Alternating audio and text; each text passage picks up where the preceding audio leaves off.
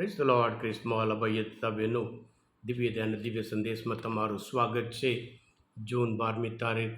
આ સંદેશ હમણાં તમારા સૌ માટે અને તમારા હેતુ માટે અને તમારા કુટુંબીજનો વિશે પ્રાર્થના કરું છું. તમારા બાઇબલ લઈ લો, પ્રભુના વચન સાંભળીએ. માથ્યુનો ગ્રંથ 5મો અધ્યાય 27થી 32મી કલમ સુધી. ઈસુએ કહ્યું, વ્યભચાર કરવો નહીં એમ કહેલું છે તે તમે જાણો છો, પણ હું તમને કહું છું, જે કોઈ માણસ કોઈ સ્ત્રી પ્રત્યે વાસનાભરી નજર નાખે છે તે મનથી તેની સાથે વ્યભચાર કરી ચૂક્યો છે. એટલે જો તારી જમણી આંખ તને પાપમાં પ્રેરતી હોય તો તેને કાઢીને ફેંકી દે, કારણ તારો આખો દેહ નરકમાં પડે એના કરતાં તારો એક અંગ નાશ પામે એ બહેતર છે. અને જો તારો જમણો હાથ તને પાપમાં પ્રેરતો હોય તો તેને વાળી ફગાવી દે, તારો આખો દેહ નરકમાં પડે એના કરતાં તારું એક અંગ નાશ પામે એ તારા માટે બહેતર છે.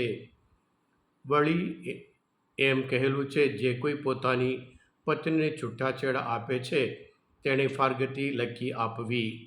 પણ હું તમને કહું છું કે નિશ્ચિત લગ્ન સંબંધ સિવાય જે કોઈ પોતાની પત્નીને છૂટાછેડા આપે છે તે તેને વ્યભચારી બનાવે છે, અને જે કોઈ છૂટાછેડી પામેલી સ્ત્રીને પરણે છે તે પણ વ્યભચાર કરે છે.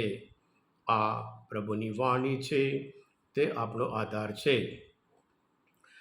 ક્રિસ્મોલ ભયતા બહેનો, પ્રભુ ઈસુ ધર્મ સંહિતાના પૈગંબરોને એક એક વચન પરિપૂર્તિ કરવા આવ્યા.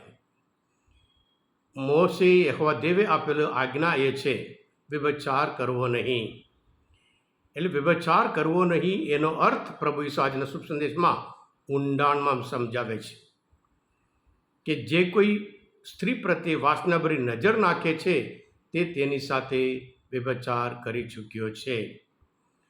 ક્રિસ્મોલ ભયતા બહેનો, ઉત્પત્તિના ગ્રંથમાં 3જો અધ્યાયમાં 6ઠી કલમમાં સ્ત્રીને ખબર પડે છે, જે દેખાવમાં સુંદર અને ખાવામાં બહુ સારા, જે ઈશ્વરે મના કરી હતી એ ખાઈને એવી રીતે પાપમાં પડે છે. ક્રિસ્મોલ ભયતા બહેનો, ઈશ્વરે દુનિયામાં બંને બાજુ છે, સારું છે, ખરાબ છે. એટલે જે નક્કી કરવાનું, પસંદ કરવાનું એ આપણું છે. ઈશ્વરે જે પ્રથમ કસોટી લીધી એમાં આદમ અને હવા એ નપાસ થયા હતા. પણ પ્રભુ ઈસુ માથ્યુના ગ્રંથમાં 19મો અધ્યાયમાં 4ઠી કલમમાં લગ્ન કેટલું મહત્વનું છે. ક્રિસ્મોલ ભયતા બહેનો, ઈશ્વરે માણસને બનાવ્યા, માણસ એકલો રહે એ સારું નથી એમ કરીને એના માટે યોગ્ય પાત્ર બનાવ્યા હતા. અને લગ્ન જીવન કેટલું ગંભીર છે અને કેટલા પવિત્ર છે એ પણ બતાવે છે. માથ્યુના ગ્રંથમાં 19મો અધ્યાયમાં 4ઠી કલમમાં પ્રભુ કહે છે, વિધાતાએ સૃષ્ટિના પ્રારંભથી જે માણસને નર ને નારી એમ સર્જેલા છે અને કહેલું છે, આ કારણથી પુરુષ માતા પિતાને છોડી જશે અને પોતાની પત્નીને વળગી રહેશે. એટલે એ બે રહેતા નહીં, એક જ બની જાય છે. ઈશ્વરે જેમને સાથે જોડાયા છે તેમણે માણસે છૂટા ના પાડવા. ક્રિસ્મોલ ભયતા બહેનો, ઈશ્વર પોતે ફેમિલી બનાવ્યા હોય, એ ફેમિલી એ ઈશ્વરની રચના છે અને એને રક્ષણ કરવા માટે પ્રભુ પોતે નિયમ બનાવે છે. અને લગ્ન જીવન, કુટુંબિક જીવન કેટલું મહત્વનું છે, ગંભીર છે અને પવિત્ર છે એ જાળવવા માટે પ્રભુ પોતે નિયમ પણ આપે છે. ક્રિસ્મોલ ભયતા બહેનો, 2-3 વર્ષ પહેલાં ટાઈમ્સ ઓફ ઇન્ડિયા પેપરમાં એક રિપોર્ટ એવું હતું, ભારતમાં સૌથી વધારે શિક્ષિત સમાજ હોય એ ખ્રિસ્તી સમાજ કહેવાય છે. સાથે સાથે સૌથી વધારે છૂટાછેડા થતી હોય એ પણ ખ્રિસ્તી ધર્મમાં છે એમ કરીને એ પેપરમાં રિપોર્ટ હતું. દુઃખની વાત છે ક્રિસ્મોલ ભયતા બહેનો, જીવન શું છે, જીવન કેવી રીતે જીવવાનું છે, પતિ એટલે કોણ છે, પત્ની એટલે કોણ છે, બાળકોને કેવી રીતે ઉછેર કરવાનું, એક એક અદ્ભુત આ બાઇબલમાં છે. બીજા દુનિયામાં કોઈની પાસે એ ના હોય. ઈશ્વરે બધું આપણે આપ્યું હોય અને છતાં આટલા બધા છૂટાછેડા હોય એ દુઃખની વાત છે. ખ્રિસ્તમાં ભાઈ તબેનું શેતાન હેવાને કસોટી કરે છે. શેતાન સાપના રૂપમાં આવે છે. એટલે જે આંખથી આપણે વિચાર બહુ મહત્વનો છે. આંખ જુએ છે અને વિચાર કરે છે. જ્યારે વિચાર શુદ્ધ કરીએ કાર્ય પણ શુદ્ધ હોય, વિચાર ખરાબ હોય કાર્ય પણ ખરાબ થાય છે. એટલે શુદ્ધ વિચાર આપણે કરીએ અને ત્યારે કાર્ય પણ શુદ્ધ બને છે. એટલે આજના શુભ સંદેશ દ્વારા પ્રભુ ઈસુ પોતે લગ્ન જીવન બહુ મહત્ત્વનું છે.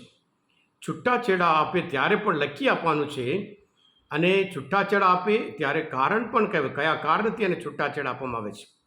સાથે જે સ્ત્રી છે એના માટે ફાઇનાન્શિયલ હેલ્પ પણ આપવાનું છે અને સાથે સાથે એ ફરી લગ્ન કરવા માટે એ સુવિધા પણ જોઈએ છે. મગર નહીં, એ બધું મૂકી એમને છૂટાછેડા આપવા માટે એ સહેવટ આપવામાં આવી હતી. પણ ઈશ્વરની ઈચ્છા છે એક પણ છૂટાછેડા ના થાય.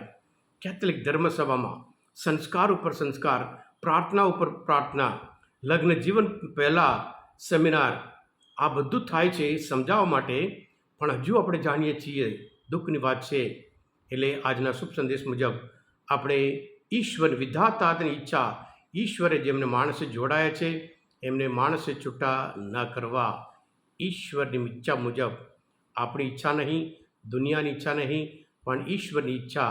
કારણ જીવન એમનું છે, કુટુંબ એમનું છે, બાળકો એમના છે અને બધું એમનું છે. હંમેશા ઈશ્વરની ઈચ્છા મુજબ આપણે જીવી, હંમેશા આપણે સુખી જીવન જીવીએ.